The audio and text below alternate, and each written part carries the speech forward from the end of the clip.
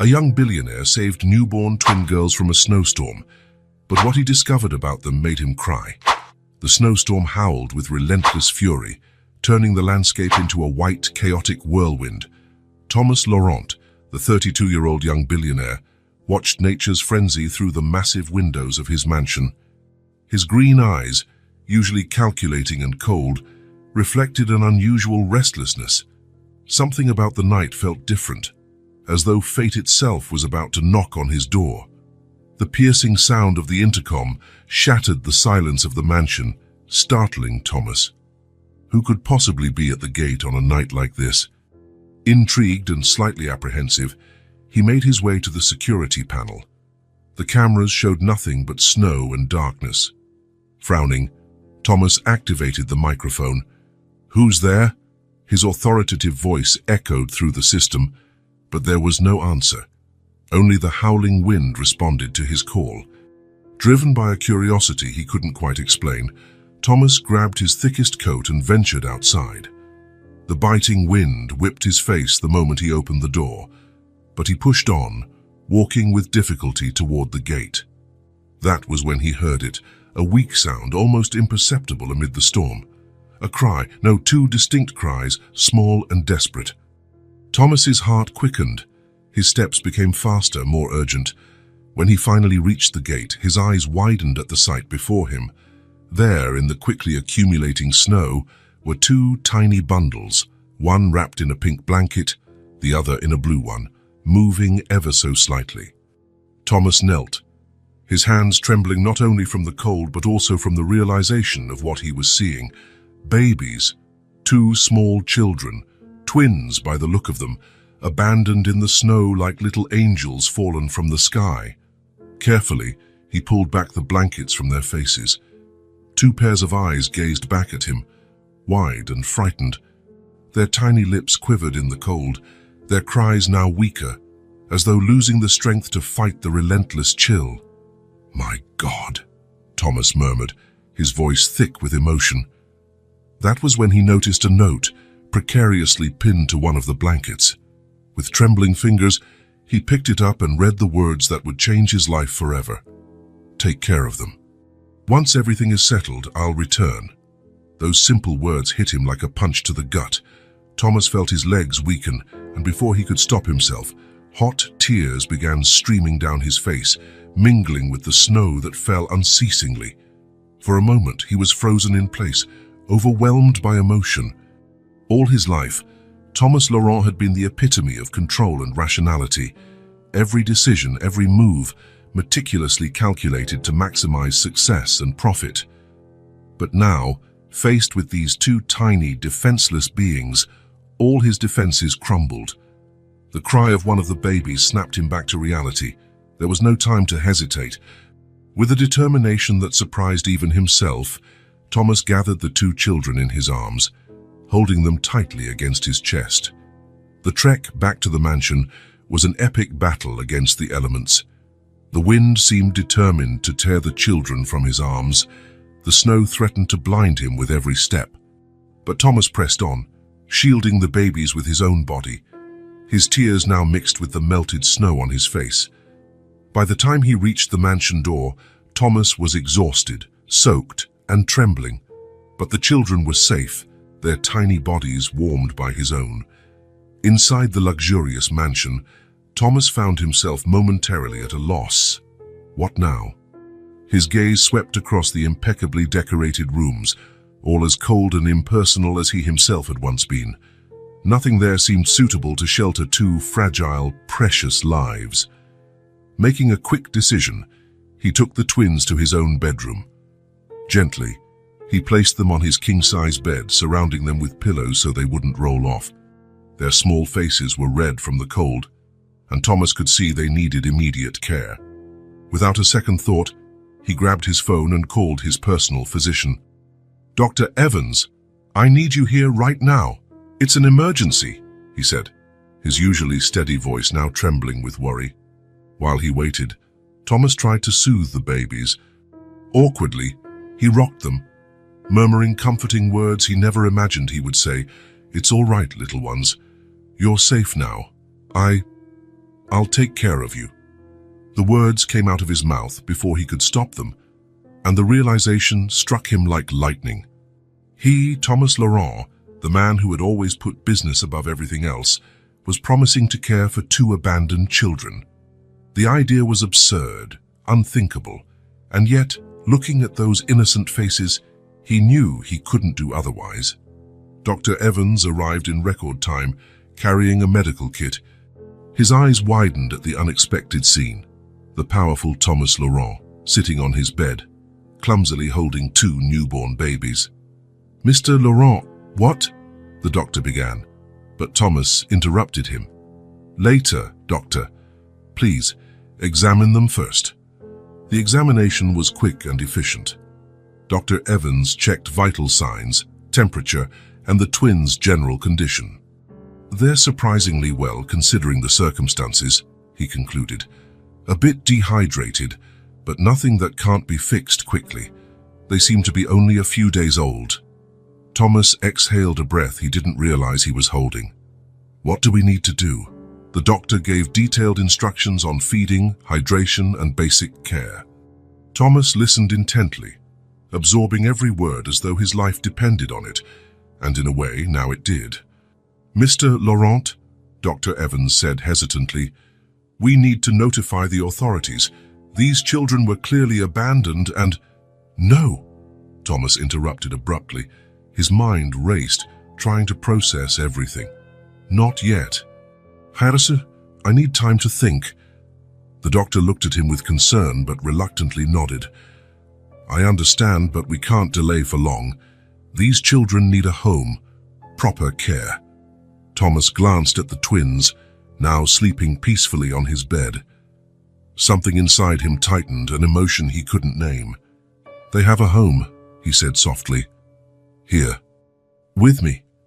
The words came out before he could think, surprising both himself and the doctor. But the moment he said them, Thomas knew they were true. No matter how illogical or impractical it seemed, he couldn't abandon these children, not after saving them from the storm. Dr. Evans studied him for a long moment before speaking. "Mr. Laurent, I realize this situation is unusual, but I must remind you of the legal implications. We at least need to notify the hospital and the police, do more thorough tests." Thomas nodded slowly, his mind already working on possible solutions. "All right, doctor. We'll take the twins to the hospital in the morning, but please, be discreet. I don't want this turning into a media circus." After the doctor left, Thomas found himself alone with the twins. The mansion's silence, once so familiar and comforting, now felt oppressive. He watched the 2 of them breathe softly, their serene expressions a stark contrast to the whirlwind of emotions consuming him. Carefully, he touched one baby's face, marveling at the softness of her skin. "Who are you?" he murmured. "Where did you come from? And why? Why do I feel like you were meant to find me?" His questions went unanswered, echoing only in his mind. Thomas knew the coming days would be a challenge like none he had ever faced. But gazing at those innocent faces, he felt a determination grow within him. He would protect them, care for them, until he could uncover the truth behind their mysterious appearance. The next morning, Thomas woke with a start, momentarily confused by the soft cries filling his bedroom. For a second, he wondered if it had all been a vivid dream. But then his eyes fell on the 2 small bundles on his bed, and reality hit with full force. It hadn't been a dream. The twins were there, very real, and urgently needing care. With a mix of anxiety and determination, Thomas rose and began preparations to take them to the hospital. He improvised carriers with padded baskets, wrapped the babies in warm blankets, and for the first time in years, drove his own car instead of calling his driver. The hospital was relatively quiet that winter morning. Thomas had made arrangements to be received discreetly, avoiding the most crowded areas. Even so, he couldn't escape the curious and surprised looks from the staff when they saw the famous billionaire carrying 2 newborns. Dr. Evans was waiting for them, having organized a trusted team to conduct the necessary exams. The next few hours were a whirlwind of tests, blood work, health checks, and countless questions Thomas barely knew how to answer. "Mr. Laurent," a nurse approached him gently. "We need to register the babies. Do they have names?" Thomas blinked, realizing he hadn't even considered that. Names. Something so fundamental, and he had no idea. "I haven't decided yet," he answered, feeling strangely inadequate. The nurse smiled sympathetically. "Don't worry, that's common in cases of, well, situations like this. We can use temporary names for the records if you prefer." Thomas nodded, grateful for her understanding. As he watched the twins being examined, his thoughts turned to the mysterious note. "When everything is settled, I'll return." What did that mean? Who was this person, and why had they chosen to leave the children with him? His thoughts were interrupted by Dr. Evans's arrival, carrying a stack of papers. "Mr. Laurent, we have the preliminary results." Thomas straightened, feeling his heart pound. "And? The twins are surprisingly healthy considering the circumstances," the doctor began. "As we suspected, they're slightly dehydrated, but that's already being treated. There are no signs of abuse or neglect prior to last night's incident." Thomas exhaled a breath he hadn't realized he was holding. That's great," he murmured. Dr. Evans hesitated before continuing. "However, Mr. Laurent, there's another issue we need to discuss. We didn't find any records of these children in our system. No hospital in the region has any record of twins born in the last few days that match their descriptions." The implication hung heavily in the air. Thomas felt a chill run down his spine. "What does that mean, doctor?" "It means these children officially don't exist," the doctor replied gravely. "No birth certificates, no prior medical records. It's as if they simply appeared." The mystery surrounding the twins deepened, and Thomas felt the weight of responsibility grow heavier on his shoulders. "So now what? What's the next step?" "Legally, we're required to notify the authorities," Dr. Evans explained. "The police will need to investigate the abandonment case, and social services will be involved to determine the best course of action for the children." Thomas felt a wave of panic at the thought of the twins being taken to some impersonal shelter, far from his care. What if I want to take care of them? Temporarily, of course, until their parents are found. The doctor looked at him with a mixture of surprise and concern. "Mr. Laurent, I understand your desire to help, but caring for 2 newborns is no simple task, especially for someone with your responsibilities." Thomas knew the doctor was right. His life was complicated, full of commitments and obligations that left little room for caring for himself, let alone 2 helpless children. But something within him rebelled at the idea of abandoning them now. "I understand the challenges, Doctor," Thomas said, his voice firm with a resolve that surprised even him. "But I feel a responsibility toward these children. I was the one who found them, who saved them from the storm. I can't just turn them over and pretend none of this happened." Dr. Evans studied him for a long moment, before slowly nodding.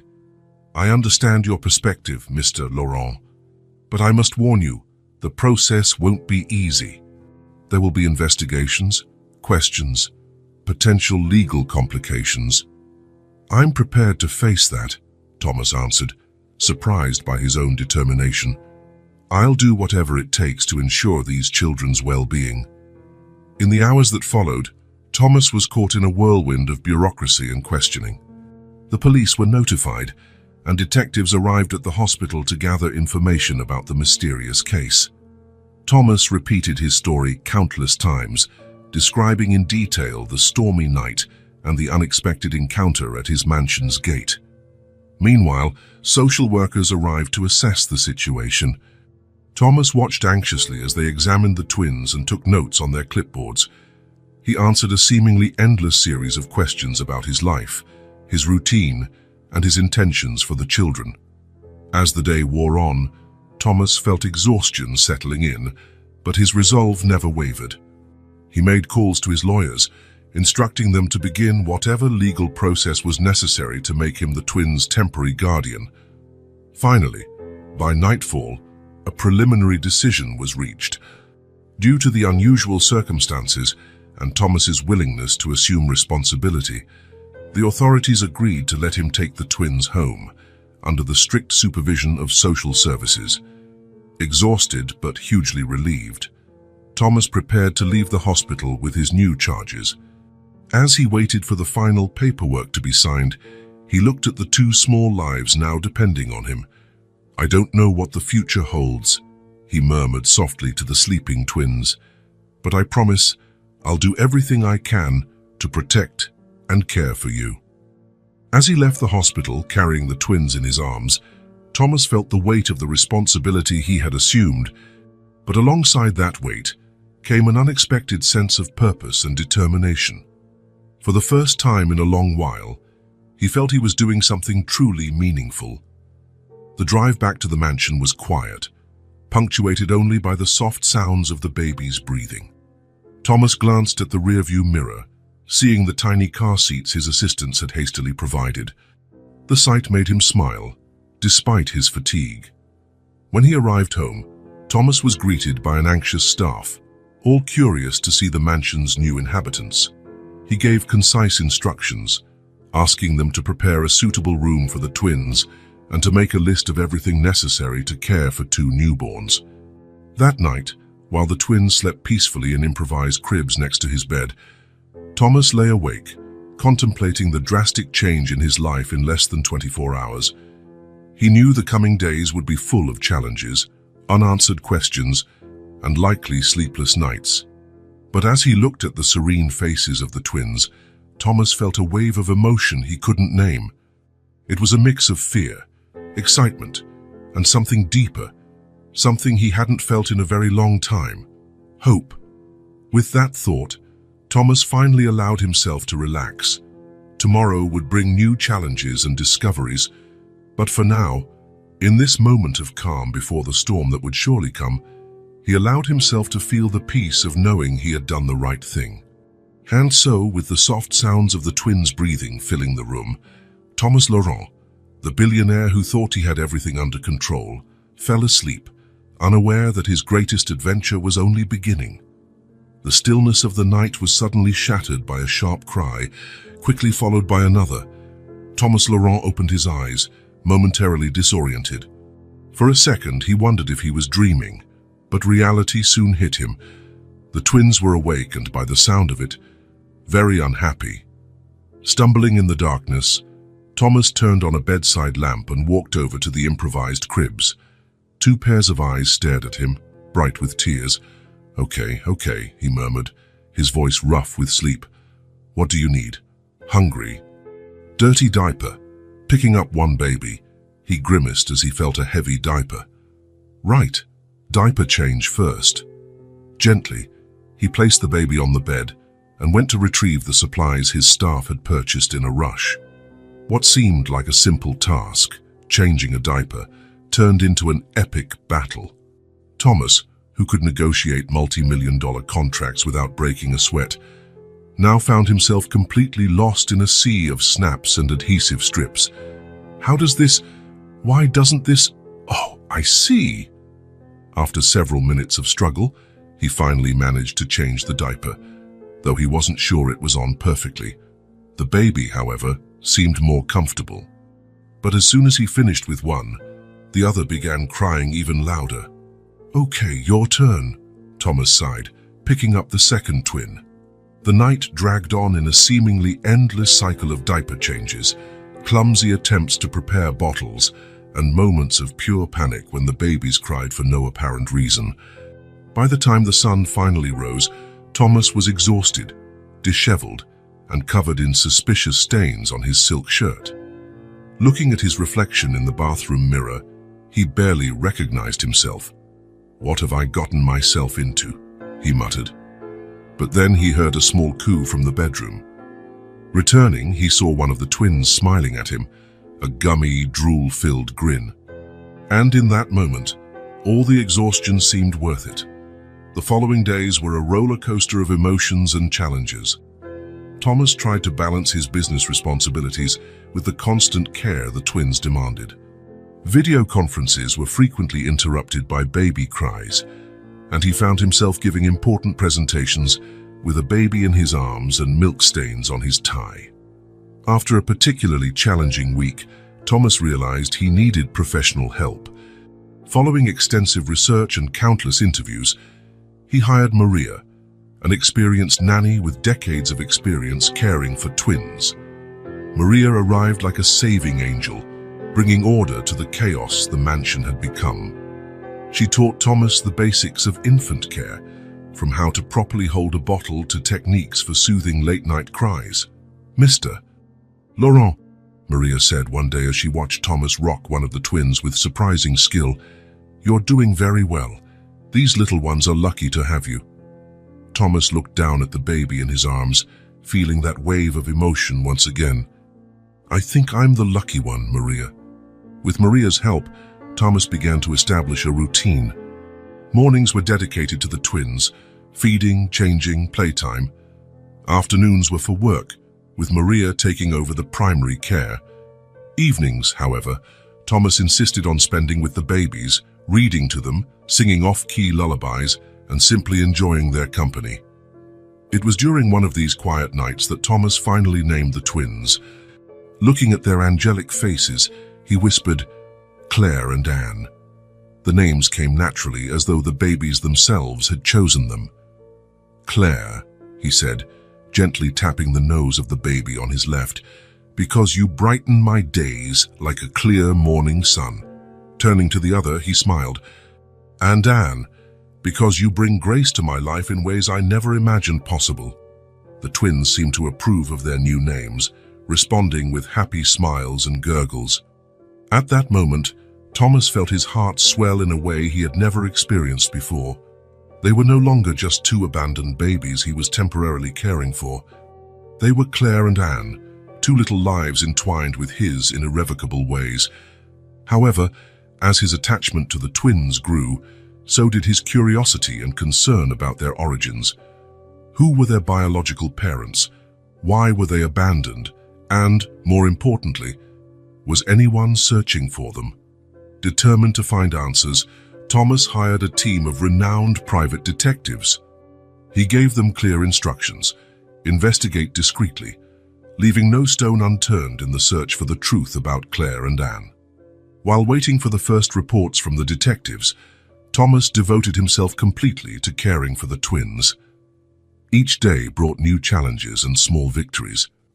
He learned to distinguish different types of crying, to prepare formula one-handed while holding a baby in the other, and even to change diapers with surprising efficiency.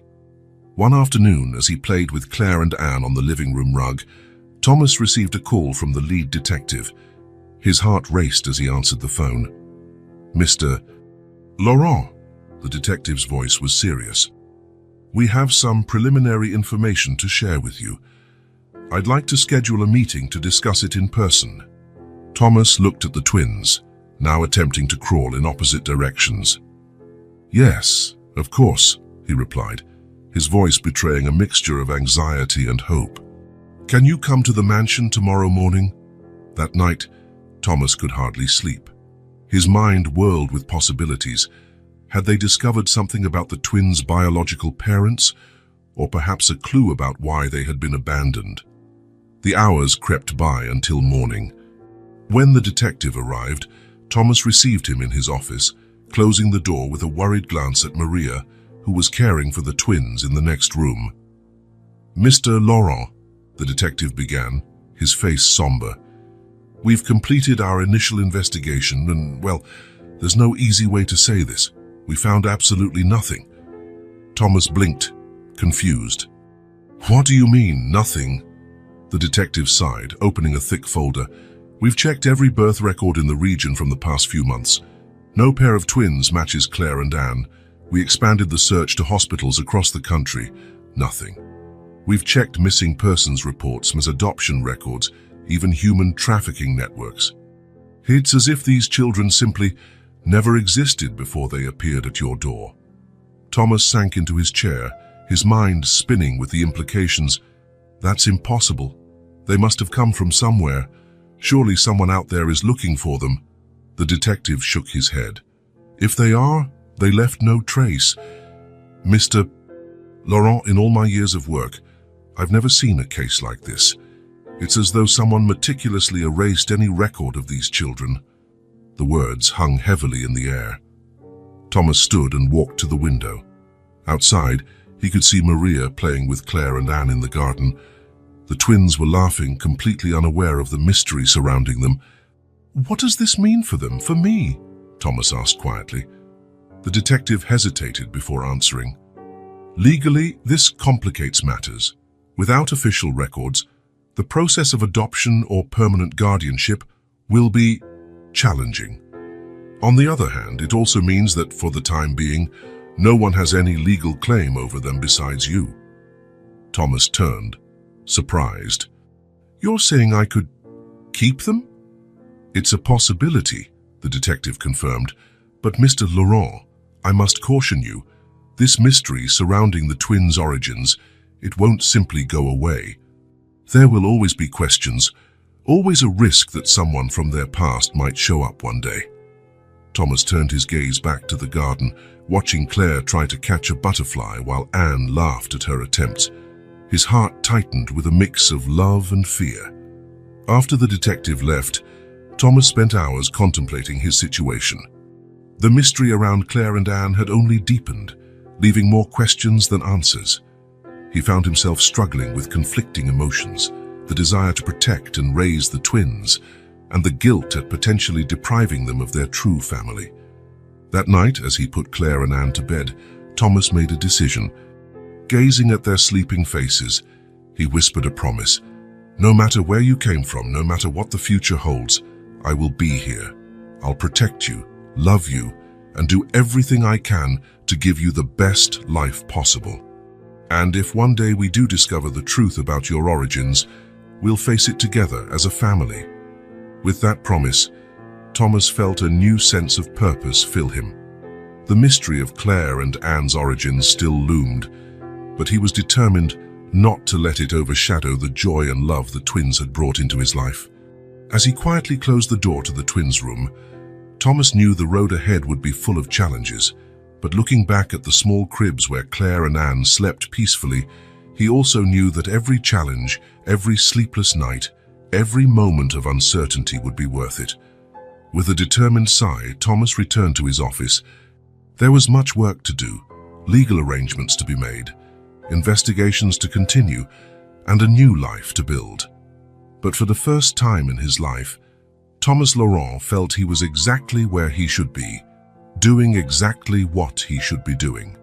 And that, more than any business success, made him feel truly fulfilled. As the night wore on, Thomas stayed in his office, immersed in thoughts and plans for the future. He knew the next days, weeks, and months would be crucial to establishing a solid foundation for his new family. With renewed determination, he began listing all the necessary steps, consulting attorneys specializing in adoption, gathering the paperwork for legal guardianship of the twins, and continuing the investigations into their origins, albeit discreetly. Thomas also realized he would have to make significant changes in his professional life. He started considering delegating more responsibilities, reducing his working hours, and even rethinking some of his business priorities. The twins were now his #1 priority, and he was willing to make the adjustments needed to be the father Claire and Anne deserved. While organizing his thoughts, Thomas heard a soft cry coming from the twins' room. Without hesitation, he got up and went to them. Anne was awake, her little eyes shining in the dim light of the room. Gently, Thomas picked her up, rocking her softly. "It's all right, little one," he whispered. "Daddy's here." The words came naturally, and Thomas realized it was the first time he referred to himself as Daddy. The realization hit him hard, bringing tears to his eyes. As he calmed Anne, Thomas glanced at Claire, still sleeping peacefully. In that moment, he knew with absolute certainty that no matter what the future held, these two girls were now his family. He would protect them, love them, and do everything in his power to ensure they had a safe and happy life. With Anne now asleep in his arms, Thomas couldn't bring himself to put her back in the crib right away. Instead, he sat in the armchair in the corner of the room, holding the little one against his chest. There, in the stillness of the night, lulled by the soft breathing of his daughters, Thomas Laurent, the powerful billionaire, the relentless businessman, finally allowed himself to relax completely. He knew the challenges were only beginning, that the mystery surrounding the twins' origins still hung over them, but at that moment, none of that mattered. What mattered were the two small hearts beating in sync with his own. What mattered was the unconditional love he felt for these two little lives fate had entrusted to him. And so, with a smile on his lips and his heart full of a love he never imagined he could feel, Thomas fell asleep in the armchair, holding Anne in his arms as Claire slept peacefully in her crib. The chapter of their lives as a family was only beginning, and Thomas could hardly wait to see what the future had in store for them. As the weeks went by, Thomas Laurent found himself immersed in a world he had never imagined for himself. Late nights spent working in his office were replaced by hours rocking Claire and Anne, singing off-key lullabies, and making up bedtime stories on the fly. Every morning, Thomas created a special routine for the twins. After breakfast, he took them for a stroll through the mansion's expansive gardens. Claire, always curious, reached out her tiny hands to touch every flower and leaf within reach. Annie, on the other hand, seemed more fascinated by the sky, her eyes always turned upward as if trying to decipher the secrets of the clouds. "Look at my little explorers," Thomas would say, his voice full of affection. "Someday I'll show you the entire world." In the afternoons, it was reading time. Thomas transformed a cozy corner of the library into a nest of pillows and soft blankets. There, with a twin on each arm, he read fairy tales, fables, and even simplified excerpts from literary classics. "It's never too early to appreciate a good book," he'd murmur, noticing how wide the girl's eyes would get at the colorful illustrations. As the weeks turned into months, the twins' unique personalities began to emerge in ways that fascinated and surprised Thomas. Claire was the adventurous one. The moment she learned to crawl, there wasn't a corner of the mansion she wouldn't try to explore. Thomas often found her in unlikely spots, under tables or behind curtains, always sporting a mischievous grin. "You're going to turn my hair grey before I'm 40, you know?" Thomas would laugh, fishing Claire out from behind a potted plant. Anne, on the other hand, was the quiet observer. She could spend hours sitting and studying a toy or watching the people around her with surprising intensity for someone so young. Thomas often found himself lost in Anne's thoughtful gaze, wondering about the worlds she saw. "What goes on in that little head of yours, he would ask softly, receiving only a serene smile that melted his heart. The differences between the twins weren't limited to behavior. Claire had a voracious appetite and loved trying new foods, while Anne was more selective, often preferring to play with her food rather than eat it. During mealtimes, Thomas found himself bargaining with Anne. "How about one more spoonful for the mommy you never knew?" The dark humor sometimes surprised him, a reminder of their unique situation. At night, after putting the twins to bed, Thomas often stood at the bedroom door watching them sleep. In those quiet moments, he reflected on how drastically his life had changed in such a short time. Before Claire and Anne, his existence revolved around acquisitions, mergers, and the relentless expansion of his business empire. Now his greatest victories were the twins' smiles, their first hesitant steps, the babbling that almost sounded like Dada. "How did you two manage to turn my world upside down?"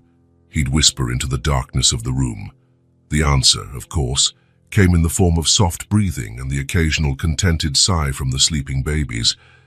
As his bond with the twins grew, Thomas began to seriously consider the possibility of adoption. The idea of making Claire and Anne officially his daughters filled him with a joy he could hardly contain. Imagining a future where he'd drive them to school, attend dance recitals, and watch them grow into strong, independent women filled his heart with love and pride. Yet along with those dreams came ethical concerns that kept him awake at night. What if the twins' biological parents were still out there, searching for them? What if one day they showed up, demanding their daughters back? The thought of losing Claire and Anne was unbearable. There was also the question of his own suitability as a father. He was a businessman, used to dealing with contracts and figures, not diapers and lullabies. Could he really provide the love and care these children deserved? "You deserve the best," Thomas would murmur to the sleeping twins. "Am I that person?" Despite these doubts, Thomas couldn't deny the profound bond that had formed between him and the twins. Every smile, every cuddle, every moment of connection reinforced his conviction that somehow they were destined to be a family. One night, while soothing Anne after a nightmare, Thomas made another decision. Gazing into the baby's sleepy eyes, he made a silent promise. "I don't know what the future holds, little one. But I promise, as long as I breathe, I will do everything in my power to give you and your sister all the love and security you deserve. We're a family now, no matter what happens." With that promise, Thomas felt a peacefulness settle over his heart. The road ahead was still uncertain, full of legal and emotional challenges. But one thing was clear. Claire and Anne were now the center of his world, and he would do anything to protect and nurture the special bond they'd created. In the days that followed, Thomas began to seriously consider adoption. He scheduled appointments with specialized attorneys and sought information about the process, even though he wasn't yet ready to take that definitive step. One afternoon, while playing with the twins on the living room rug, Thomas had a moment of clarity. Claire was trying to reach a colorful toy, stretching her chubby arms as far as they would go. Anne, meanwhile, watched her sister with curiosity, her large eyes fixed on Claire's efforts. In that instant, observing the determination and curiosity of his daughters, Thomas realized he was witnessing something precious. Just as the twins were discovering the world around them, he was learning to be a father. There would be challenges and uncertainties along the way, but the key was to remain present, to keep loving. "You can do it, Claire," he encouraged softly, moving the toy a bit closer. "Daddy's here if you need help." With a grunt of effort, Claire finally grabbed the toy, letting out a squeal of delight. Anne, not wanting to miss out, started clapping, grinning from ear to ear at her sister and Thomas. "My clever girls," he whispered, leaning in to kiss both their foreheads. "You're amazing." In that moment, Thomas knew with absolute certainty that no matter what challenges lay ahead, they would face them together. Claire and Anne weren't just the babies fate had placed in his care, they were the daughters his heart had chosen. With that certainty, Thomas scooped both of them up in his arms, one on each side, and walked to the window. The late afternoon sun shone gently into the room, bathing it in a golden light, as if celebrating the love and unity of this unlikely little family. The future was still uncertain, and the decision about adoption still weighed on his mind. But Thomas Laurent, the man who once believed everything in life could be controlled and calculated, now embraced the unknown with courage and hope. Because he knew that with Claire and Anne in his life, any challenge could be overcome. Together, they would write their own story of love, family and belonging, one day at a time, one precious moment after another. Thomas Laurent was in his office, immersed in a stack of documents related to Claire and Anne's legal care, when his phone rang. He recognized the number. It was Johnson Teague, the private detective he had hired to investigate the twins' origins. "Mr. Laurent?" Johnson's voice sounded tense on the other end of the line. "We've got something that might be relevant to your case." Thomas's heart pounded. After months with no concrete leads, any new information was like water in a desert. "What did you find, Johnson?" "There's a missing person case in Millbrook, a town about 60 miles from here. A young woman and 2 newborns disappeared a few months ago." Silence hung on the line for a moment as Thomas processed the information. His mind began making quick connections. "You think it could be related to the twins?" "It's possible, sir. The dates seem to line up, and the description of the babies is similar. I thought you'd want to know right away." Thomas thanked the detective and ended the call, his mind racing with possibilities. He stood and walked to the window, gazing at the vast garden where Claire and Anne often played under Maria's watchful eye. It could be just a coincidence, but something in his gut told him this lead was worth pursuing in person. Over the next few days, Thomas meticulously prepared for the trip. He spent hours with Maria, the nanny, leaving detailed instructions for the twins' care. Every routine, every preference of Claire and Anne was carefully noted and explained. "Maria," Thomas said, handing her a thick folder, "here's a list of all emergency contacts. My number is at the top. Don't hesitate to call me for any reason, day or night." Maria nodded, her serious expression reflecting the importance of the situation. "Don't worry, Mr. Laurent. I'll take care of the girls as if they were my own." Thomas smiled gratefully. Maria's dedication had been a godsend these past months, and he knew he could trust her completely. On the morning of his departure, Thomas spent extra time with the twins. He hugged them tightly, inhaling the sweet baby scent that had become an essential part of his life without his even realizing it. "Daddy will be back soon," he murmured, kissing their soft foreheads. "Be good for Maria, okay?" Claire responded with a happy gurgle, while Anne gripped Thomas's finger tightly as if unwilling to let him go. The innocent gesture almost made Thomas cancel the trip, but he knew he had to follow this lead. It was all for them, after all. With a heavy heart, Thomas got into his car and headed for Millbrook. The 2-hour drive felt endless, his mind alternating between anxiety at leaving the twins and hope of finally finding some answers about their origins. Millbrook was a small, picturesque town, the kind of place where everyone knew everyone else by name, and gossip traveled faster than the internet. Thomas parked his luxury car in the town square, immediately aware of the curious looks from the locals. He knew he would have to be discreet in his investigations. His first stop was the local cafe, a popular meeting spot where town gossip often circulated. Sitting at the counter, he ordered a coffee and began chatting casually with the waitress. "First time in Millbrook?" she asked, refilling his steaming mug. Thomas nodded, offering a friendly smile. "Yes, I'm thinking of moving to a smaller town. What's life like around here?" The waitress, whose name tag read Betty, smiled back. "Oh, it's a great place to live. Quiet, safe. Everybody knows each other." "Sounds ideal," Thomas commented, taking a sip of coffee. After a calculated pause, he added, "Though I did hear something about a recent disappearance. That's not common around here, is it?" Betty's smile faltered for a moment, and Thomas realized he'd touched on a sensitive subject. "Oh, you must mean Sophie and the babies," she said, lowering her voice. Yes, it was quite a shock. Thomas felt his heart rate spike at hearing the name Sophie, but he kept his expression neutral. Must have been terrible for the family. Betty glanced around as though making sure no one was listening before leaning closer. It was quite the scandal. Sophie was always a good girl, but that husband of hers, well, people talk, you know. Thomas raised an eyebrow, encouraging her to continue. "Eric, her husband, he's got a temper," Betty whispered. "There were rumors of problems at home, if you get what I mean." But no one expected Sophie to just disappear like that, especially with newborn babies. Thomas thanked Betty for the information and left the cafe, his mind racing. The name Sophie and the mention of domestic trouble made his stomach turn. He needed more information, but he also knew he had to tread carefully.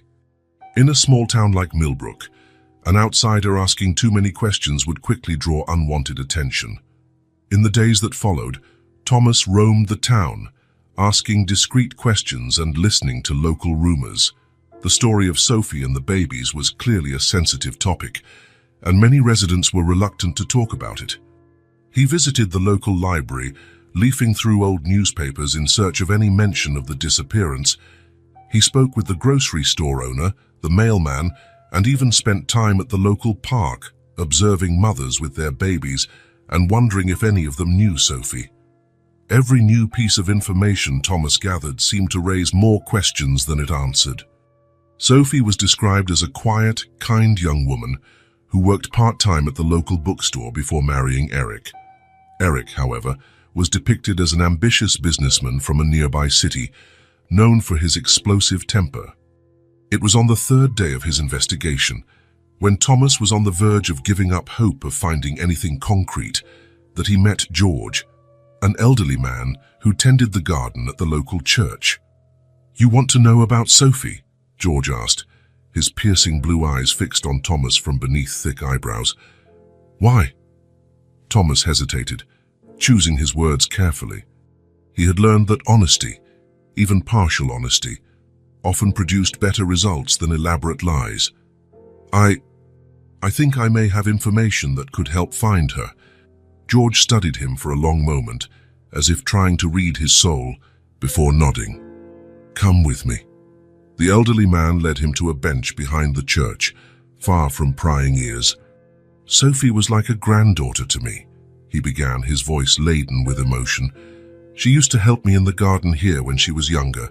She was always a sweet girl, full of dreams." Thomas listened intently as George described how Sophie had married young to Eric, an ambitious businessman from the next town. At first, everything seemed perfect, but over time, things changed. Eric became controlling, George explained, his voice low and sad. Sophie showed up with bruises she claimed were from accidents around the house, but we knew the truth. When she got pregnant, we hoped things would improve, but... George paused, tears welling in his eyes. "The last time I saw her, Sophie was terrified. She had just given birth to twin girls and feared for their safety. She told me she was planning to run away to protect the babies." Thomas felt as if the air had been knocked from his lungs. Twins? Sophie? The revelation struck him like lightning, and he struggled to maintain his composure. "George," he said, his voice trembling, "what is Sophie's last name?" The old man looked at him, confused by the sudden urgency. "Harper. Sophie Harper. Well, that was her maiden name. After the wedding, she became Sophie Blackwood." Thomas closed his eyes, feeling the world spin around him. Sophie Harper. His Sophie. The girl he had loved in college, with whom he had planned a future before their lives took different paths. "I know her," Thomas said softly, opening his eyes to meet George's. We dated in college." George's eyes widened at the revelation. You're Thomas, the young man she always spoke about so fondly." Thomas nodded, feeling a wave of emotion wash over him. Memories of his college days with Sophie flooded his mind. Shared laughter, whispered dreams, promises of a future together that never materialized. "George," Thomas said, his voice now firm with determination, "I need you to tell me everything you know. I believe I can help Sophie and the twins." Over the next few hours, George shared every detail he could recall. The deterioration of Sophie's marriage, her growing fear of Eric, the secret plans she made to escape. "She mentioned a safe place," George said, "somewhere Eric would never find her, but she didn't tell me where it was, probably to protect me." As he listened, Thomas began piecing together the puzzle. The twins he had found on his doorstep, the mysterious note, the timing of Sophie's disappearance, it all started making a terrible sense. "George," Thomas said, his voice barely above a whisper, "I think I know where Sophie and the twins are. Or at least where the twins are." The old man looked at him, hope and confusion mingling in his eyes. "What do you mean?" Thomas took a deep breath before explaining. He told George about the night he found the twins, about how he had taken them in and cared for them these past months. He described the note, his suspicions, and his fears. When he finished, George sat in silence, processing everything. "So," he finally said, "the girls are safe with you. But Sophie, she's still missing," Thomas completed the thought, "and possibly in danger." The gravity of the situation weighed on them both. Sophie had entrusted the twins to Thomas, knowing he would protect them. But by doing so, she had placed herself in a vulnerable position. "We have to find her," Thomas said, rising from the bench. "Before Eric does." George nodded, determination shining in his tired eyes. "What can we do?" Thomas thought for a moment. "First, I need to go back home. I have resources there that can help track Sophie down. I also need to ensure the twins remain safe. What about Eric? George asked, worry evident in his voice. I'll hire additional security for the mansion, Thomas replied. And I'll alert the authorities about the situation. If Eric tries anything, we'll be ready. Before leaving, Thomas exchanged contact information with George, promising to keep him updated on any developments. The old man hugged him tightly as they said goodbye. Take good care of those girls, George said, his voice quivering, and please bring Sophie home safely. Thomas nodded solemnly. I promise, George, I'll do everything in my power to protect Sophie and the twins. On the drive back, Thomas's mind was a whirl of emotions. The revelation that Sophie, his Sophie, was the twins' mother, left him reeling. Memories of his time in college with her mingled with images of the twins, forming a complex emotional tapestry in his mind. He remembered Sophie's radiant smile, how her eyes sparkled when she talked about her dreams. How could she have ended up in an abusive marriage? The thought of Sophie suffering, fearing for her life and that of her daughters, made Thomas's blood boil. As he drove, Thomas made several calls. First to Maria, ensuring the twins were well and increasing the security measures at the mansion. Then to his lawyer, explaining the situation and asking him to start preparing any documents needed to protect the twins legally. Lastly, he called Johnson, the detective. Johnson, I need you to gather all possible information on Eric Blackwood, Thomas instructed. Financial history, phone records, everything, and widen the search for Sophie. Now we know exactly who we're looking for. Arriving home, Thomas hurried to the twins' room. Seeing them, now knowing who their mother was a surreal experience. He could see Sophie's features in their tiny faces, the shape of Claire's eyes, Anne's smile. I'll bring your mum back, he promised softly, stroking the baby's soft hair as they slept. And I'll keep all three of you safe, no matter what. That night, sitting in his office surrounded by photos and documents, Thomas made a silent vow. He would find Sophie, protect the twins, and do whatever was necessary to ensure this family, his family, stayed safe and whole. The search for Sophie had only just begun, and Thomas knew the days ahead would be filled with challenges and danger. But looking at the photo of Claire and Anne on his desk, he felt a steely determination harden in his chest. For the first time in his life, Thomas Laurent had something worth fighting for that was more important than any business deal or fortune. He had a family to protect, and nothing would stop him from doing exactly that. In the days that followed, Thomas converted one of the mansion's rooms into a command center, dedicated to the search for Sophie. Maps, photos, and documents covered the walls, every piece of information carefully analyzed and connected. He hired an elite security team to protect the mansion and the twins, briefing them on the potential threat Eric posed. Security cameras were installed, and strict protocols were established to ensure Claire and Anne's safety. Meanwhile, Thomas maintained constant contact with George in Millbrook, in case any new information surfaced. He also worked closely with Johnson and his team of detectives, following every lead, no matter how small. At night, after putting the twins to bed, Thomas often found himself gazing at an old photo of Sophie he'd uncovered among his college belongings. He traced the outline of her face with his finger, recalling the happy times they'd shared and silently promising he would find her. "Where are you, Sophie?" he'd murmur to the photo. "What happened to you?" As days turned into weeks, Thomas felt the weight of responsibility grow heavier on his shoulders.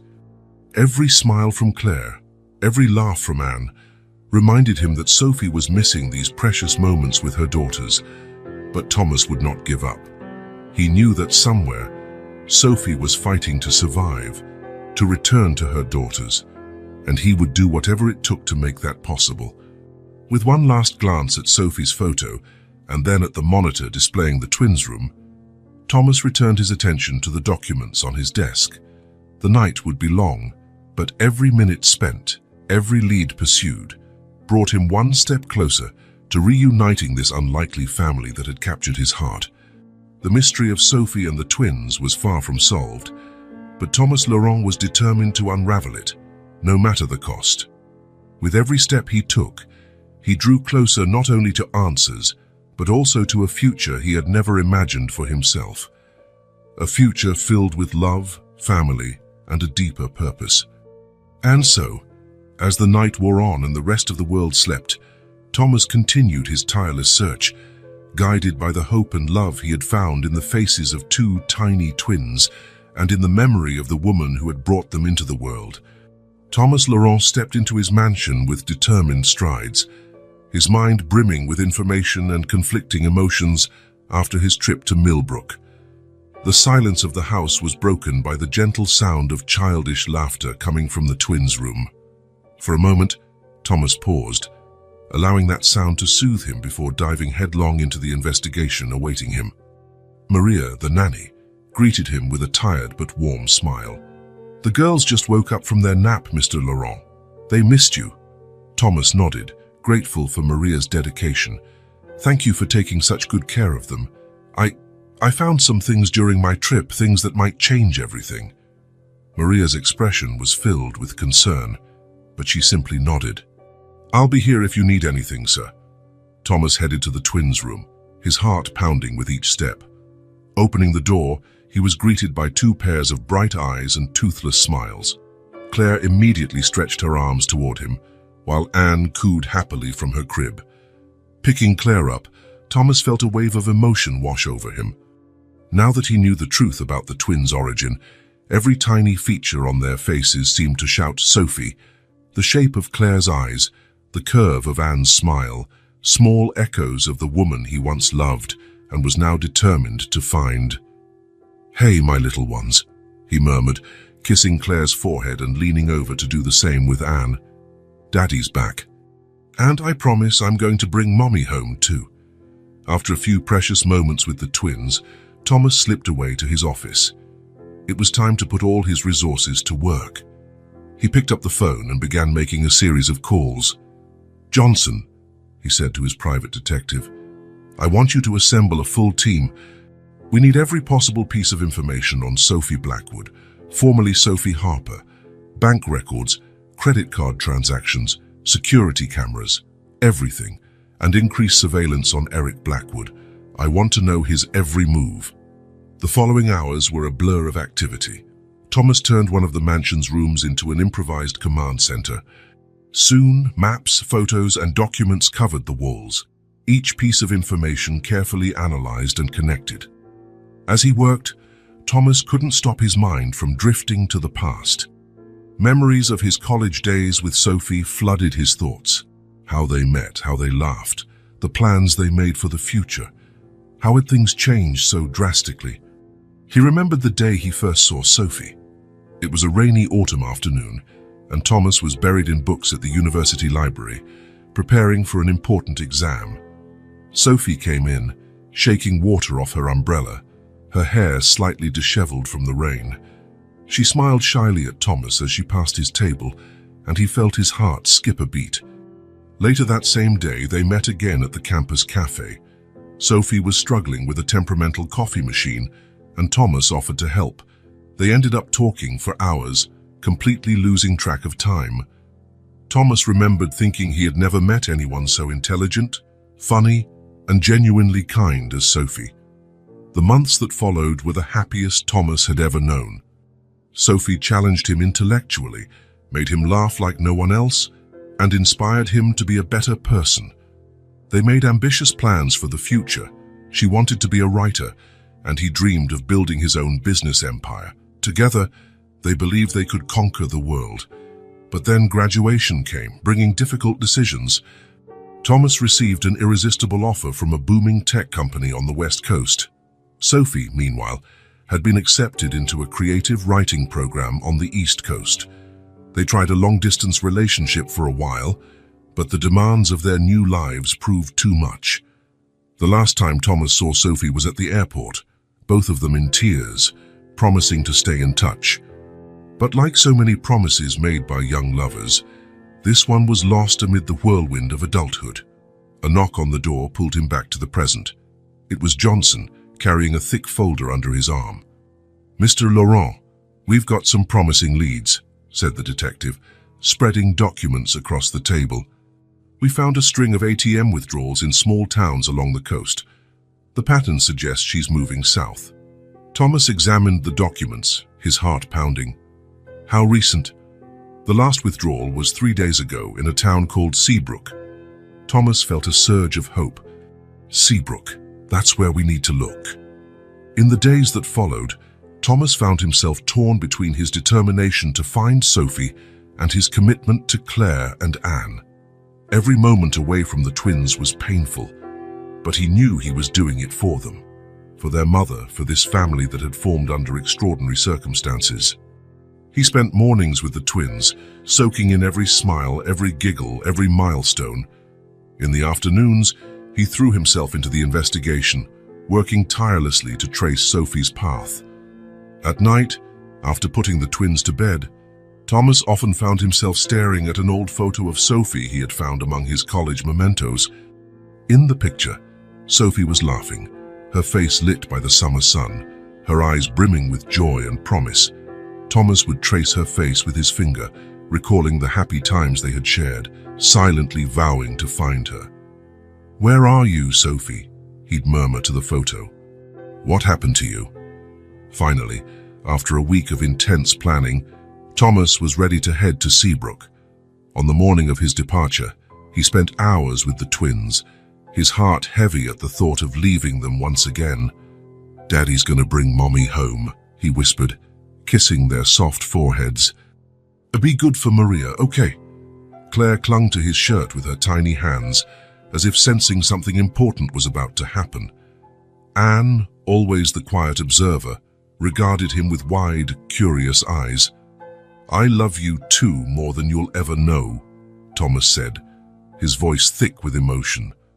With one last hug and a wave to Maria, Thomas got into his car and set off for Seabrook, a small coastal town that might hold the key to the entire mystery. The drive to Seabrook was long and solitary. Thomas spent hours mentally reviewing everything he knew about the case, trying to anticipate what he might find. He also couldn't help thinking about Sophie, wondering how she must be feeling, alone, scared, far from her daughters. Upon arriving in Seabrook, Thomas immediately understood why Sophie might have chosen this place.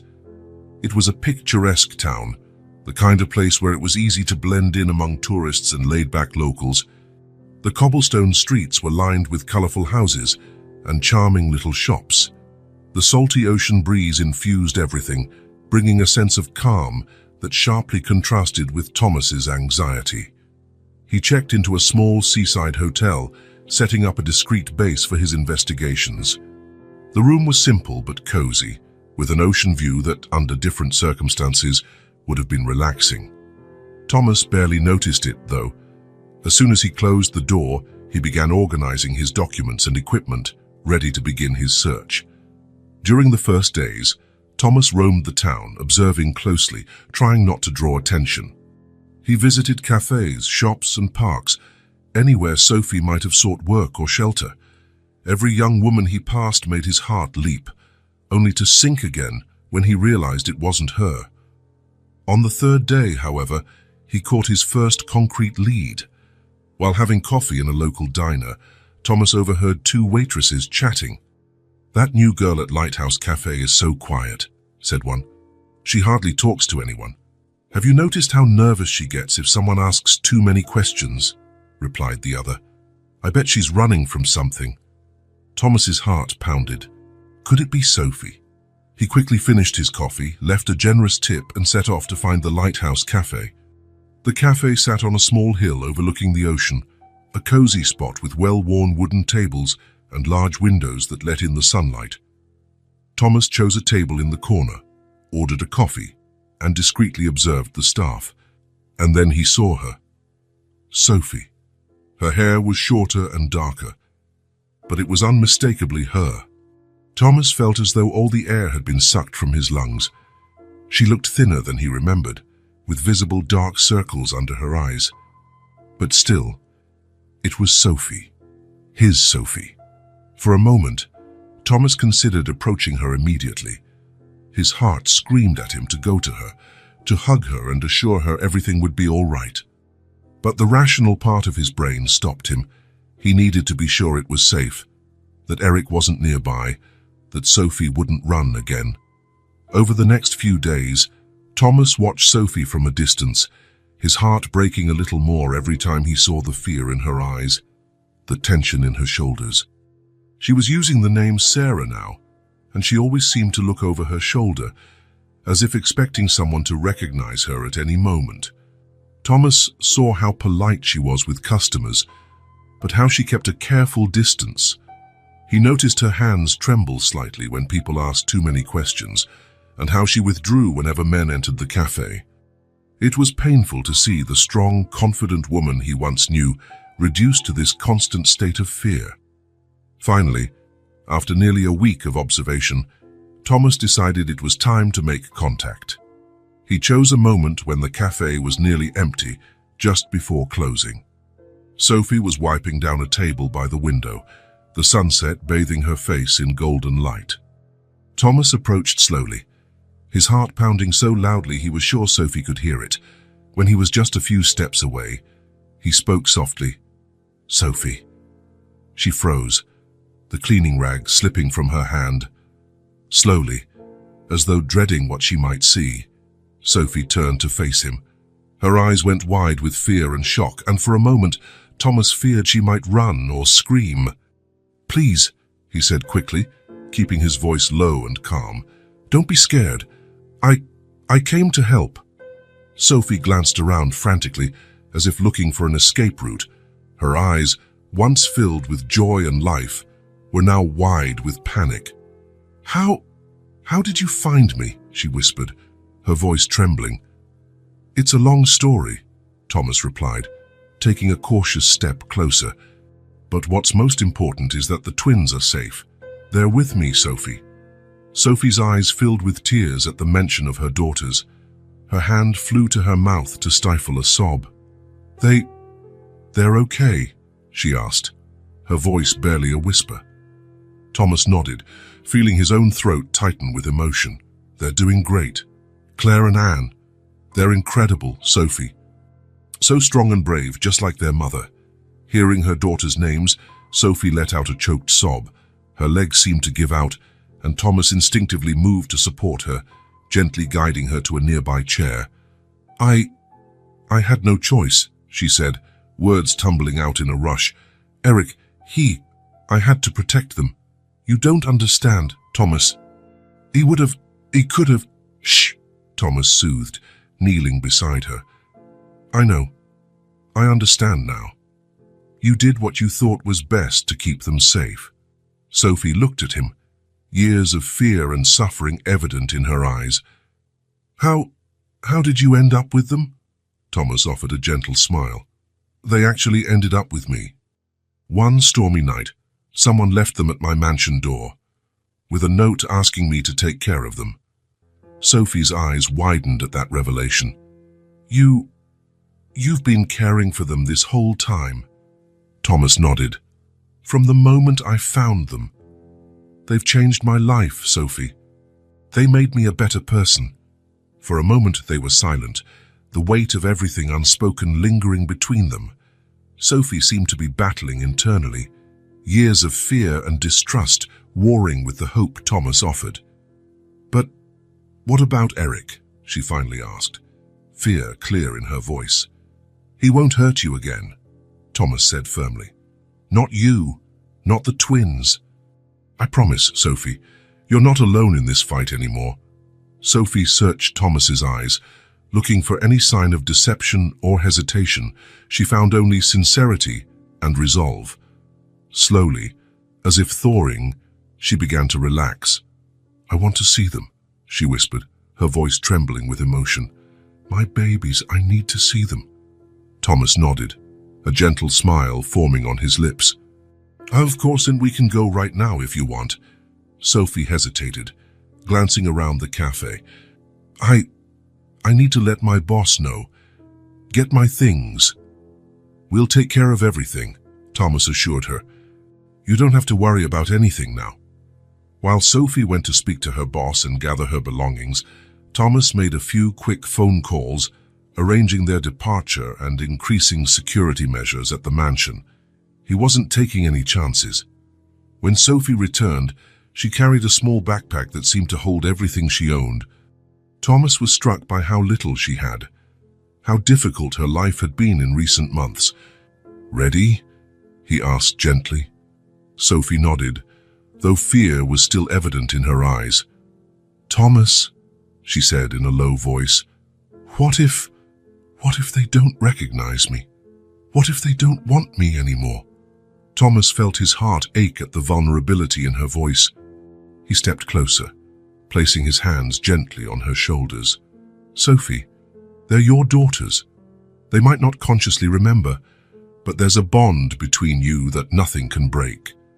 And I'm sure that the moment they see you, they'll feel it." Sophie seemed slightly reassured by his words. She took a deep breath, as though gathering all her courage.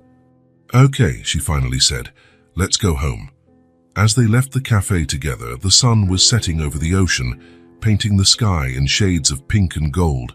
Thomas couldn't help but think it was a perfect symbol, a farewell to a dark chapter and the start of something hopeful. In the car, during the drive back to the mansion, Sophie was quiet, lost in her thoughts.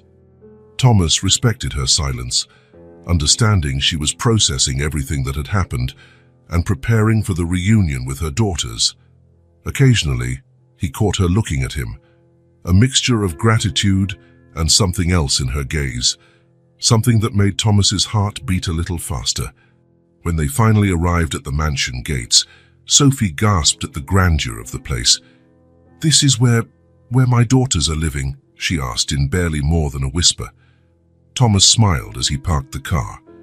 "Yes, and I promise they've been well cared for." Before they got out, Thomas turned to Sophie, his expression serious. "Sophie, I want you to know, no matter what happens from here on, you have a home here. You and the twins, you're safe now." Sophie's eyes filled with tears once more, but this time there was a tentative smile on her lips. "Thank you, Thomas," she said softly, "for everything." With one last encouraging look, Thomas stepped out of the car and walked around to open Sophie's door. Together, they headed toward the mansion entrance, where Maria awaited them with Claire and Anne. Time seemed to freeze when Sophie saw her daughters for the first time in months. She let out a sob and took a hesitant step toward them.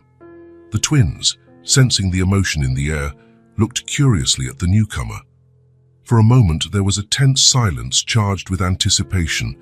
Then, as though responding to a call only they could hear, Claire and Anne stretched their arms out toward Sophie, their little faces lighting up with smiles. "Mama!" Claire babbled, the word clear and strong, surprising everyone. It was as if a dam burst.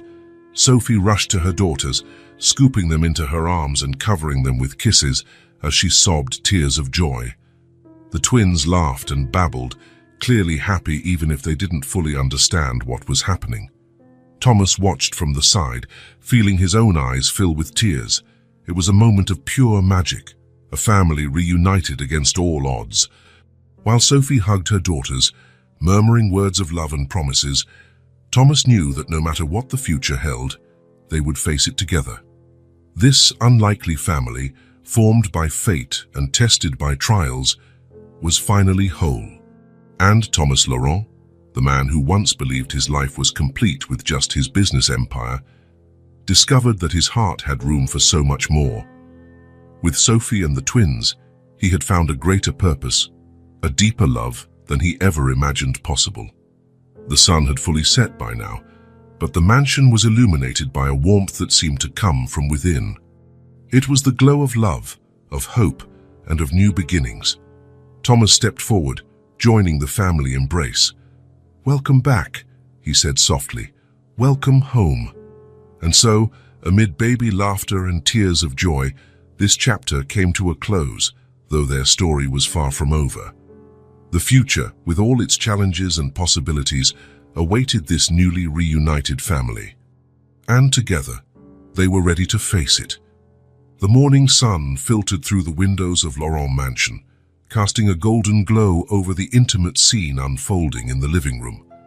Thomas watched with a mix of joy and apprehension as Sophie cradled Claire and Anne, her tears of happiness soaking into the girls' soft hair. "My girls," Sophie whispered over and over, her voice thick with emotion. "Mommy's here now. Mommy will never leave you again." The twins, initially a bit confused by her sudden presence, seemed to instinctively sense their connection to Sophie. Claire clung tightly to her mother's shirt, while Anne touched Sophie's face with her tiny hands, as if trying to memorize every detail. Thomas felt a lump in his throat as he witnessed this reunion. It was everything he had wanted since discovering the truth about the twins. But now that it was happening, he couldn't ignore the twinge of apprehension in his chest. What would this mean for their future? After a few minutes, Sophie finally looked up, meeting Thomas's gaze.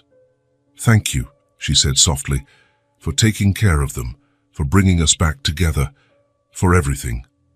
Thomas nodded, not trusting his voice just yet. He moved closer, sitting beside them on the couch. "They're amazing, Sophie. You should be proud." A tremulous smile touched Sophie's lips. "I am, but there's so much I need to explain, Thomas. So many things you need to know." Thomas noticed the shift in her tone, the tension returning to her shoulders.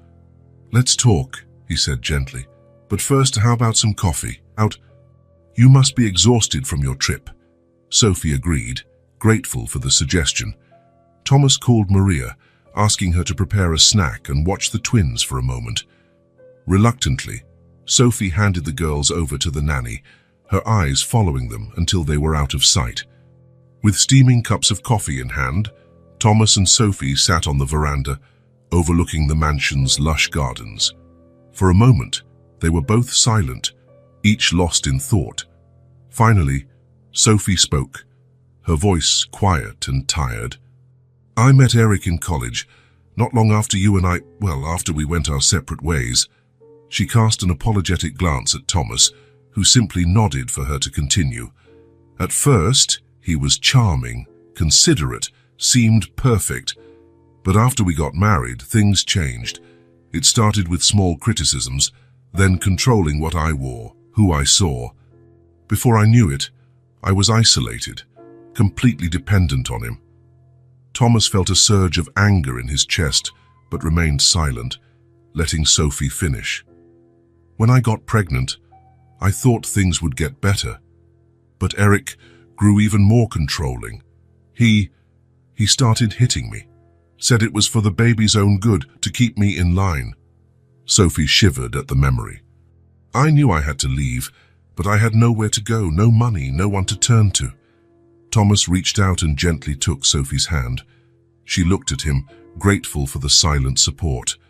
"When the twins were born, I knew I had to act. Eric was getting more violent, and I feared for their safety. So one night while he was out of town, I grabbed the girls and ran."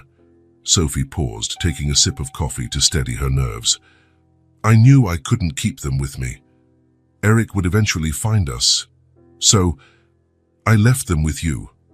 I remembered how kind you were, how you always talked about wanting a family. So I prayed you would take them in." Thomas's heart twisted at the trust Sophie had placed in him. "I understand now, Sophie. You did what you thought was best to protect them." Sophie nodded, silent tears rolling down her cheeks. "But now—" "Thomas, Eric filed charges. He's looking for us. He says I kidnapped the twins, that I'm an unfit mother." Thomas felt a chill run down his spine. The situation was even more complicated than he'd imagined. "We'll deal with that, Sophie. Together, I have the best attorneys, and with evidence of the abuse." "But what if it's not enough?" Sophie interrupted, fear plain in her voice. "What if he gets custody?" "I can't let the girls end up with him, Thomas. I can't." Thomas leaned forward, holding both of Sophie's hands in his. "That won't happen. I promise you, Sophie. I'll do everything in my power to keep you three safe." At that moment, Thomas's phone rang. It was Johnson, his private detective. "Mr. Laurent." Johnson's voice was urgent. "We have a problem." Eric Blackwood was spotted in town. He's heading your way. Thomas felt his blood run cold. How long do we have? Minutes, at best, Johnson replied. We're on our way with reinforcements, but he has a head start. Thomas hung up, meeting Sophie's eyes. He didn't need to say a word. She understood immediately. He's coming, isn't he? She whispered, terror in her voice. Thomas nodded, standing up quickly. We'll get you and the girls to a safe place. There's a panic room in the basement. Maria. But before they could move, the screech of tires on the gravel driveway echoed through the air. Eric had arrived. Thomas placed himself protectively in front of Sophie as the front door burst open. Eric Blackwood stormed in, his wild eyes scanning the room until they landed on Sophie. You little witch, he bellowed, striding forward. Where are my children? Thomas stepped forward, blocking Eric's path. Mr. Blackwood, you're trespassing on private property. I suggest you leave immediately. Eric let out a bitter laugh. Who are you, her new fling? Get out of my way. This is between me and my wife. Sophie, trembling, found her voice. I'm not your wife anymore, Eric, and you're not going near the girls. Rage distorted Eric's features. He tried to lunge forward again, but Thomas shoved him back. Not another step, Thomas warned, his voice low and steady. The police are on their way. As if to confirm his words, sirens began to sound in the distance. Eric glanced around frantically, like a cornered animal. You don't understand, he spat, his voice tinged with desperation. They're my daughters. I have the right to see them. You lost that right the moment you raised your hand against Sophie, Thomas replied coldly. Eric let out a cry of frustration and in a sudden movement pulled out a gun from his coat. Sophie let out a muffled scream, and Thomas felt his heart freeze. I'm taking my daughters home, Eric said, pointing the gun at Thomas. And no one's going to stop me. Time seemed to slow. Thomas heard his own heartbeat pounding in his ears, felt Sophie's fear radiating behind him. But above all, he thought of Claire and Anne, innocent and vulnerable somewhere in the house. Eric, Thomas said calmly, keeping his hands visible, think about what you're doing. Do you really want your daughters growing up knowing their father is a criminal? That you threaten people with a gun? For a moment, hesitation crossed Eric's face. It was all Thomas needed. In a swift move, he lunged, grabbing Eric's arm and forcing the gun upward. A shot rang out, the bullet lodging harmlessly in the ceiling. The two men struggled as Thomas used all his strength to disarm Eric. Sophie's screams echoed in the background, begging them to stop. Suddenly, the door burst open again, and several police officers flooded the room, weapons drawn. Police! Nobody move! Realizing he was cornered, Eric finally released the gun. Within seconds, he was on the floor, handcuffed by the officers. Thomas, gasping for breath, turned to Sophie, who was shaking violently. He pulled her into his arms, feeling her sobs against his chest. It's over, he murmured, stroking her hair. It's over, Sophie. You're safe now. As Eric was led outside, screaming threats and accusations, Thomas kept Sophie firmly in his embrace. He could feel the relief emanating from her, as though a tremendous weight had been lifted. Maria appeared at the door, carrying Claire and Anne. The twins, frightened by the commotion, reached out for Sophie and Thomas. Gathering the girls, the couple held them close, forming a protective circle around them. In that moment, gazing at Sophie and the twins, Thomas knew he would do anything to safeguard this family fate had given him. We'll be okay, he whispered, kissing Sophie's forehead and then the twins. We're together now. Nothing can separate us. Sophie looked at him, tears glistening in her eyes but filled with relief and gratitude this time.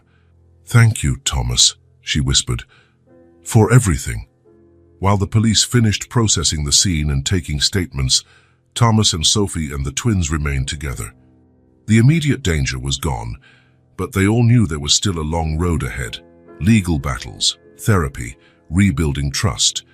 But at that moment, huddled together in the foyer of Laurent Mansion, they were simply a family. a family that had faced the worst and come out stronger, a family that, against all odds, had found their way back to one another. And as the sun began to set, casting a golden glow over the scene, Thomas made a silent promise. He would protect this family with everything he had, because now he knew, beyond a doubt, that this, Sophie, Claire, Anne, was all that truly mattered. The future was still uncertain, but for the first time in a long while, it was filled with hope. And together, they were ready to face it. As night fell over Laurent Mansion, a sense of calm finally began to settle. The police had left, taking Eric with them. The silence that followed stood in stark contrast to the chaos of earlier. Thomas, Sophie, and the twins moved to the living room, seeking solace in each other's presence. The girls, exhausted by the commotion, soon fell asleep in their parents' arms. "What happens now?" Sophie asked softly, her eyes meeting Thomas's over the heads of the sleeping Claire and Anne. Thomas exhaled gently, considering the question. "Now we rebuild. Together. We have a lot to sort out. Legal issues, custody, your long-term safety. But most importantly, we're all here, together and safe." Sophie nodded, a small smile forming on her lips. "I never thought I'd have this again, a family, a safe home." "You deserve it, Sophie," Thomas said earnestly. "You and the girls deserve peace and happiness." For a moment they sat in silence, each absorbed in their own thoughts. The soft ticking of the clock on the wall and the gentle breathing of the twins were the only sounds in the room. "Thomas," Sophie began hesitantly, "I know it's a lot to ask, after everything you've already done, but can we stay here, at least until all this is resolved?" Thomas felt his heart expand with affection. "Sophie, this is your home now, yours and the girls. For as long as you want, for as long as you need. We're in this together, remember?" Tears shimmered in Sophie's eyes, but this time they were tears of relief and gratitude. "Thank you," she whispered. At that moment, as though sensing the emotion, Claire stirred in her sleep, snuggling closer to Sophie's chest. Anne, meanwhile, clutched Thomas's shirt more firmly. The couple exchanged a glance of mutual understanding. There was a lot to be done, many challenges to face, but at that moment, with their daughters sleeping peacefully in their arms, they knew they could face anything. Thomas leaned in gently, pressing a light kiss to Sophie's forehead. "Welcome home," he murmured. And so, as the night wore on, the Laurent family rested, together and secure. The future, with all its uncertainties and possibilities, lay ahead. But for now, in this hard-won moment of peace, they were exactly where they belonged, together. The chapter of Eric's threat had closed, but their story, the story of a family forged through adversity and united by love, was only just beginning. Time passed, bringing the healing and stability Sophie, Thomas, and the twins so desperately needed. Laurent Mansion, once merely a symbol of Thomas's business success, now pulsed with the life and love of a true family. 6 months after the confrontation with Eric, Sophie finally received the news she had been waiting for. The divorce was granted, and she was awarded full custody of Claire and Anne. The living room filled with laughter and tears of joy when the news arrived, with Thomas hugging Sophie tightly, while the twins played happily at their feet, unaware of the moment's significance, but feeling the happiness radiating from their parents. "It's over," Sophie whispered, her face pressed against Thomas's chest. "It's really over." Thomas kissed the top of her head, his own voice tight with emotion. "A new beginning for all of us." In the following months, Thomas and Sophie deepened their relationship. What began as a hesitant reconnection, initially driven by their shared concern for the twins, blossomed into a mature, profound love. Late nights were spent talking after the girls were asleep, sharing hopes, fears, and dreams for the future. On a sunny spring morning, Thomas surprised Sophie with a request that would change their lives forever. "Sophie," he said, holding her hands while they sat in the garden watching Claire and Anne play, I want to officially adopt the twins. I want us to be a family in every sense of the word." Sophie's eyes filled with tears. "Thomas, are you sure? They're already yours in every way that matters." "Absolutely sure," he replied with a smile. "They're my daughters, Sophie. Our daughters. I want to make it official." The adoption process was finalized a few months later, coinciding with the twins' second birthday. Laurent Mansion was decorated with balloons, ribbons, and colorful banners. Friends, family, and even George, the kind neighbor from Millbrook who had helped Thomas in his search for Sophie, were present to celebrate. In the center of the room stood a large cake adorned with little fairies, Claire's favorite, and butterflies, Anne's fascination. Thomas and Sophie stood side by side, each holding one of the twins, as the guests sang "Happy Birthday." "Make a wish, my darlings," Sophie encouraged, helping Claire and Anne blow out the candles together. Amid the applause, Thomas reflected on how drastically his life had changed in the past 2 years. From a solitary executive focused solely on business, he had become a devoted father and a loving partner. He had found a purpose greater than any business success could offer. Inspired by his own journey and determined to make a difference, Thomas announced during the party the creation of the Laurent Foundation, dedicated to helping victims of domestic abuse and children at risk. "Our family got a happy ending," he said, his arm around Sophie, the twins sitting on their laps, "and we want to make sure other families get that chance too." The days that followed were filled with precious moments of daily life. Mornings began with Claire and Anne jumping into their parents' bed, demanding pancakes and story time.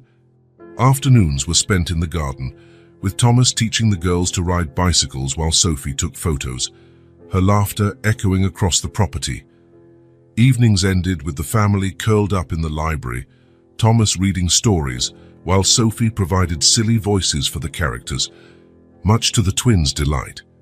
On one such night, with Claire and Anne finally asleep in their arms, Thomas looked at Sophie, his heart overflowing with love.